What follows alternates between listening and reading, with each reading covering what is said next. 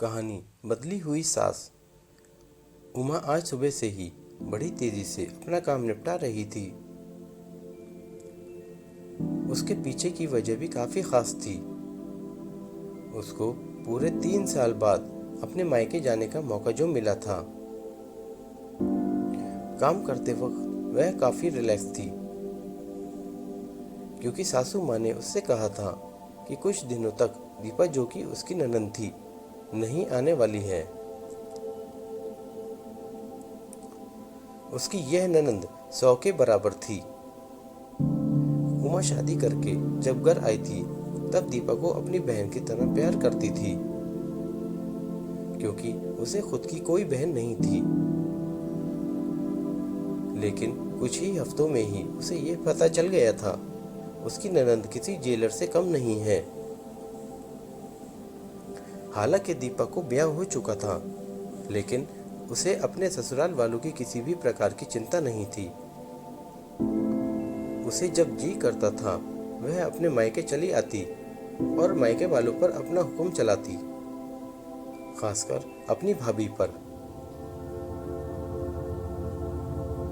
वही डिसाइड करती थी वहां पर क्या खाना पकेगा, कोई घूमने जाएगा कि नहीं, या जाएगा तो कहाँ जाएगा। दीपा ही थी जो हर बार उमा को किसी न किसी बहाने से अपने मायके जाने पर रोक लेती थी। लेकिन आज का दिन कुछ अलग था, क्योंकि माँ के कहने पर दीपा के पति ने उसके मायके जाने का इंतजाम कर दिया था। ट्रेन की भी टिकट बुक हो चुकी थी। सारा काम खत्म करने के बाद उमा अपने पति के साथ अपना सामान लेकर घर के बाहर निकली ही थी कि सामने से दीपा आती हुई दिखाई दी। दीपा, जिसके मुंह पर बड़ी सी स्माइल और आंखों में चमक थी, वहीं दूसरी तरफ उमा की आंखों में उसको देखकर पानी आ गया, जो बस आंसू के रूप में झलकना ही बाकी था। भैया भाभी के पास आकर दीपा ने कहा, क्यों भैया, कहाँ चले अपनी पत्नी के साथ? सैर सपाटा करने के लिए? अपनी बहन को भूल गए क्या?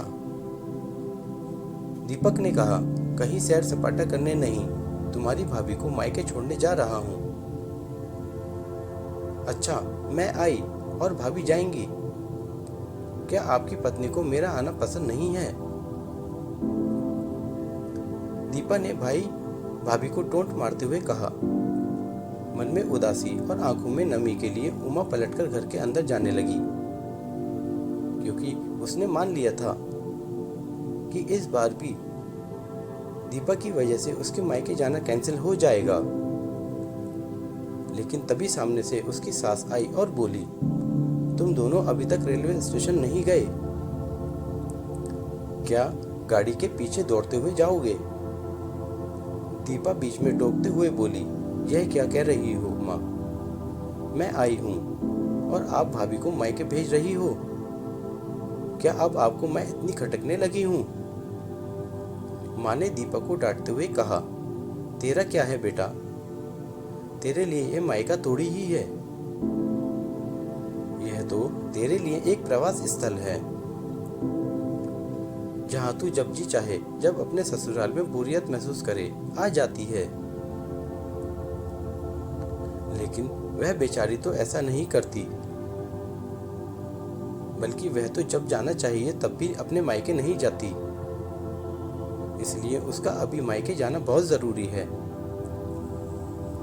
मैं तेरे या मेरे या किसी और की वजह से उसका इस बार मायके जाना बिल्कुल रद्द नहीं होने दूंगी।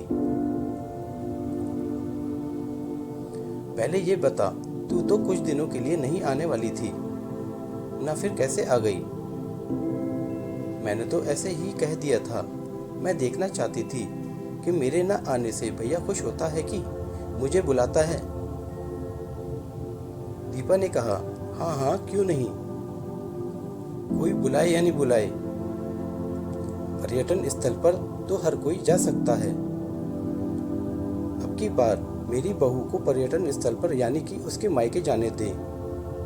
बेचारी ने सिर्फ अपने भाई की शादी देखी है और अब तो उसके भाई को बच्चा भी हो गया है। उसका मुंह तक नहीं देखा उसने।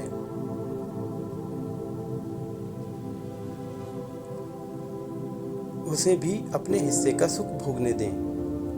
माँ ने दीपक को फटकारते हुए कहा और उमा की साइड लेते हुए कहा। अपनी सास के मुंह से अपने लिए ऐसे शब्द सुनकर उमा की आंखें छलक गईं। उसने अपनी सास को गले से लगा लिया।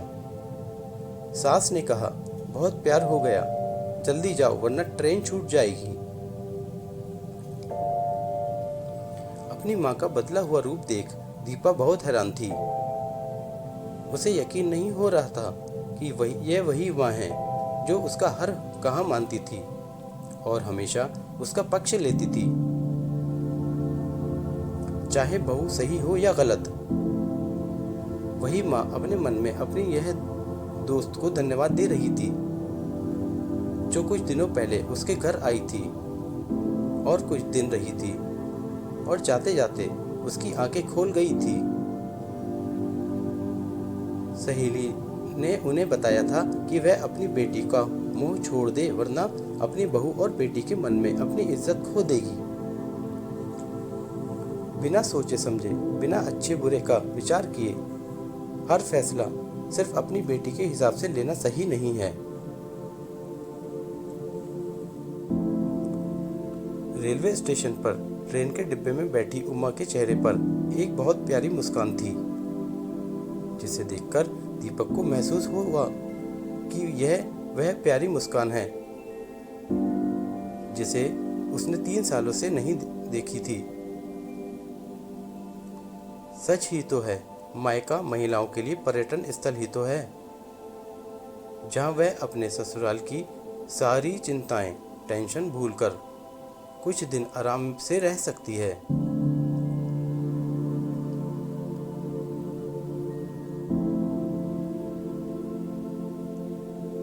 धन्यवाद। आपका दिन शुभ हो।